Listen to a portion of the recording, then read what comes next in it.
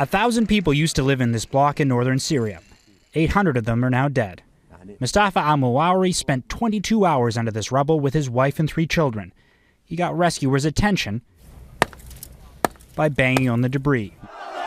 But while Mustafa's immediate family were rescued, 20 of his relatives weren't. I have no hope left, he says. I sometimes think it would have been better if I stayed under the rubble. That grief and sense of desperation is everywhere in northern Syria, where thousands are struggling and without the necessities after the devastating earthquakes and the decade of war they've endured before. Syrian dictator Bashar al-Assad has limited foreign aid to the rebel-held north. Only Sunday were Doctors Without Borders finally able to enter the country, 13 days after the disaster. The United Nations, too, has been limited in what they can provide. We're doing our best to step up the response as quickly as we can. But those efforts simply can't meet the demand, as aid workers have struggled to keep up with making and providing tents to the displaced. Many of those who are now homeless across Syria and Turkey are still holding out hope family members can be rescued from under what's left of their homes and buildings.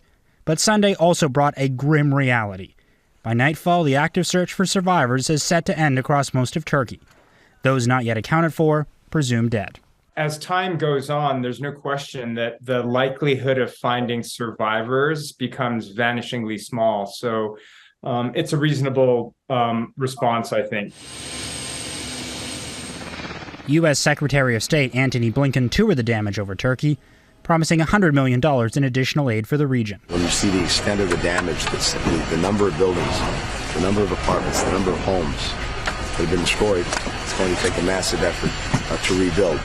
Canada has pledged $20 million so far. The funding will help, but for the survivors who've lost so much, the cost of these earthquakes are incalculable. Mackenzie Gray, Global News, Ottawa.